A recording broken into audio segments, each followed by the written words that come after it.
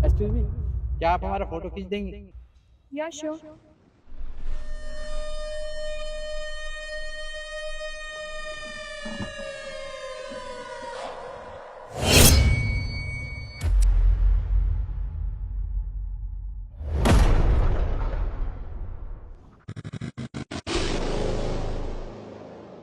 बहुत अच्छी फोटो खींची आपने।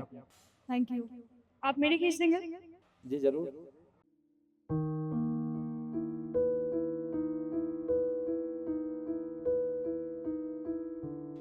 Thank you. एक बात बताओ मुझे, तुमने आज तक कभी मेरी फोटो क्लिक नहीं की, फिर उसकी क्यों की? अरे उसकी इसलिए खींच दी मैंने, उसने हमारी फोटो खींची थी। अच्छा नहीं लगता उससे मना करता तो। अच्छा ठीक है, फोटो दिखाओ ना कैसी आई है। फोटो सारी की सारी इतनी बेकार खींची है उसने, एक भी फोटो सही नहीं खींची है। अब क्या दिखाऊं उसमें, सारी डिलीट कर दी मैंने। अच्छा, पर तुमने तो उससे कहा कि फोटो बहुत अच्छी आई और तुमने उसे थैंक्स भी बोला। अरे बोलना पड़ता है, अनजान लड़की हमारी फोटो खींची है, अब उससे ये बोलूं कि तुमने तो हमारी फोटो बिगाड़ दी? ऐसे अच्छा नहीं लगता ना। तुम ज्यादा सवाल जवाब मत करो, चलो। तुम्हारे पापा की तबीयत खराब थी और तुम घर जाने वाली थी, क्या हुआ? वो क्या है ना कि भैया का फोन आया था, उन्होंने कहा कि भाभी सब कुछ संभाल लेंगी और वो लोग तो है ही वहां पे, और पापा कुछ टाइम बाद डिस्चार्ज भी हो जाएंगे, तबीयत ठीक हो रही है उनकी। अरे नव्या, भैया भाभी तो मना करते ही हैं, लेकिन तुम एक बेटी हो, तुम्हारा क्या फर्ज बनता है? तुम्हारा फर्ज बनता है कि पापा की तबीयत खराब है तो एक बार घर जाना। बेशक तुम थोड़ी देर रुक कर आ जाना, पर कम से कम तुम्हारा फर्ज तो बना है घर जाने का। अरे पर आप ही तो मना करते हैं जाने के लिए, आप ही तो कहते हैं कि आप यहाँ पे अकेले कुछ भी संभाल नहीं पाएंगे, आपका खाना पीना सब कौन करेगा। और अब आप बोल रहे हैं कि मैं चली जाऊँ वहां पे, और वैसे भी सब कुछ ठीक है वहां पे, भैया भाभी सब लोग तो हैं। अरे एक दो दिन की बात है, मैं कर लूंगा मैनेज। तुम निकलने की तैयारी करो, अच्छा नहीं लगता। पता नहीं मम्मी पापा क्या सोचेंगे कि दामाद बेटी को नहीं भेजता है, आने नहीं देता है। एक बार हो आओगी तो उन्हें भी तसल्ली हो जाएगी और मुझे भी तसल्ली हो जाएगी। अरे पर कोई जरूरत ही नहीं है जाने की, माँ ने बोला है कि पापा की तबीयत ठीक हो जाएगी कुछ टाइम में और सब कुछ ठीक चल रहा है, तुम क्यों मुझे भेजने पे लगे हो? अरे माँ बाप तो बोलते हैं कि बेटी परेशान ना हो, छोटा बच्चा है, लेकिन तुम्हारा क्या फर्ज बनता है माँ बाप के प्रति? तुम्हारा फर्ज बनता है ना, अरे समय का कुछ नहीं पता हो, क्या अनहोनी हो जाए, मिल आओ एक बार पापा से। अच्छा ठीक है, मैं कल चली जाऊंगी। अरे कल नहीं, मैंने कैब कर दिया, कैब आती होगी, तुम अभी चली जाओ। क्या तुमने मुझसे बिना पूछे कैब भी बुक कर दी? हाँ, मुझे पता था तुम मना करोगी घर जाने के लिए, इसलिए मैंने पहले ही कैब बुक कर दी। अब जल्दी से रेडी हो जाओ। अरे पर मुझे पैकिंग करनी होगी, बच्चे का सामान रखना हो, कैसे होगा सब कुछ, कैब आती होगी। मैं कराता हूँ, चलो आओ, आ जाओ, मैं पैकिंग कराता हूँ, आ जाओ। वैसे आपसे एक बात पूछूं, आपने मुझ में ऐसा क्या देखा जो मैं आपको पसंद आ गया? एक्चुअली जब तुमने मुझसे ये कहा ना कि मेरी फोटोज क्लिक कर दो तुम्हारी वाइफ के साथ, तो मैंने पहले ही देख लिया था कि तुम अपनी वाइफ के साथ बिल्कुल खुश नहीं। तो बस मुझे भी तुम पसंद आ गई, और शायद तुम्हें मैं भी पसंद आ गई, इसीलिए मैं यहाँ बैठी हूँ। मुझे तो हमेशा से तुम जैसी लड़की अच्छी लगती थी, इससे तो मैंने मजबूरी में शादी की है, क्योंकि इसके बाप ने मुझे मोटा दहेज दिया है। वरना मैं तो हमेशा से ऐसी ही लड़की चाहता था कि मेरी पत्नी ऐसी लड़की हो जो बस मुझे अच्छी लगे। बाय द वे मैं भी एक ऐसा इंसान चाहती थी जो इतना मेच्योर हो, जैसे तुम हो। इतना सब कुछ हैंडल कर रहे हो तुम। Heads off to you. Cold drink पी लियो तो अंदर कमरे में चले। चलो। अरे क्यों घबरा रही हो?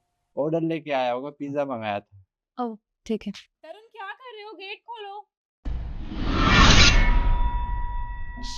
मेरी पत्नी कैसे आ सकती है वो तो? क्या करिए अब? छुपो, छुपो, कहीं छुपो। मैं कहाँ छुपूंगी, तुम्हारा घर है, मुझे क्या पता मुझे कहाँ छुपना है।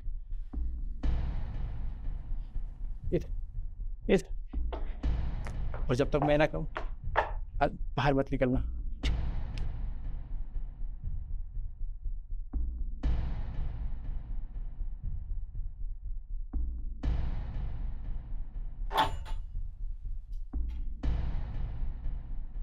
अरे तुम तो चली गई थी, फिर वापस क्यों आ गई? वो सब छोड़ो, ये बताओ तुमने इतना टाइम क्यों लगाया गेट खोलने में? अरे वो फ़ोन में कुछ काम कर रहा था तो इसलिए थोड़ा लेट हो गया। तुम ये बताओ ना, तुम वापस कैसे आ गई? बच्चे की बॉटल ले जाना भूल गई, तुम्हें पता है ना ये उससे भी दूध पीता है। कितनी लापरवाही करते हो तुम, बच्चे की दूध की बोतल भूल गई। जाओ लेकर आओ। हाँ।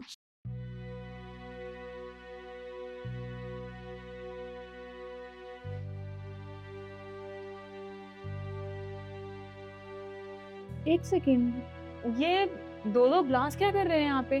कोई घर में आया है क्या? कौन आएगा, मैं तो अकेला हूँ। ये मैंने जब मैं फ़ोन पे बात कर रहा था तो मच्छर गिर गया था इसमें, और फिर मैंने ये साइड में रख दी तो इसलिए।